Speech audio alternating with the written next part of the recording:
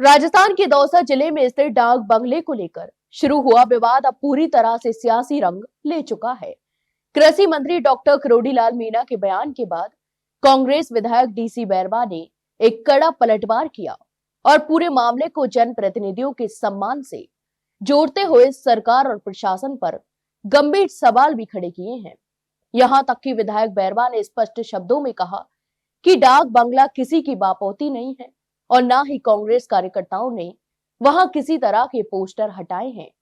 कांग्रेस विधायक डीसी बैरवा ने कहा कि डाक बंगले की चाबी कहां रखी है, इसकी सूचना पहले ही संबंधित अधिकारियों को दी जा चुकी थी। इसके बावजूद जब वह स्वयं और दौसा सांसद डाक बंगला पहुंचे तो वहां ताला लगा मिला।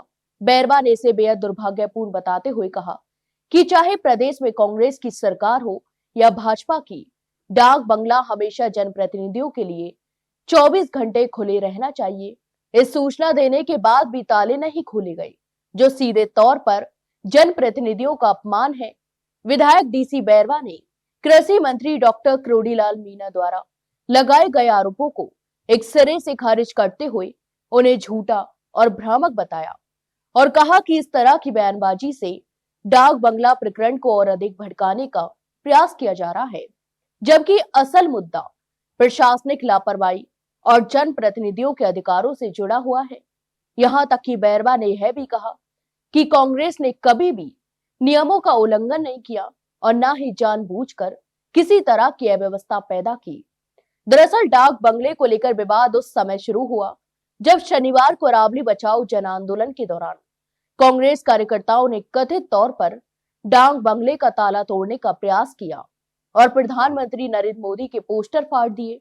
इस घटना के बाद राजनीतिक माहौल गर्मा गया और अगले ही दिन रविवार को कृषि मंत्री डॉक्टर करोड़ीलाल मीणा अचानक दौसा डाक बंगला पहुंच गए। वहां उन्होंने दौसा सांसद और विधायक को एक कड़ी चेतावनी देते हुए कहा, यदि इस तरह की पुनरावृत्ति दोबारा हुई तो उसका नहले का जवाब दहले से दिया जाएगा। करोड़ीलाल मीणा ने इस घटना पर तीखी प्रतिक्रिया देते हुए कहा कि प्रधानमंत्री नरेंद्र मोदी के पोस्टर फाड़ने से कोई भागीरथ नहीं बन सकता। उन्होंने कहा कि भारतीय जनता पार्टी सिर्फ एक राष्ट्रीय पार्टी नहीं, बल्कि दुनिया का सबसे बड़ा संगठन भी है और इस तरह के कृत्य पूरी तरह से निंदनीय है। उन्होंने यह भी कहा कि उनके बारे में कुछ भी कहें, लेकिन उनके भाई का इन गतिविधियों से कोई लेना देना नहीं है। इस पूरे मामले को लेकर दौसा की राजनीति में तनाव का माहौल बना हुआ है। कांग्रेस जहां इसे जनप्रतिनिधियों के अपमान और प्रशासनिक विफलता का मामला बता रही है, तो वहीं भाजपा इसे प्रधानमंत्री के सम्मान और कानून व्यवस्था से जोड़कर भी देख रही है।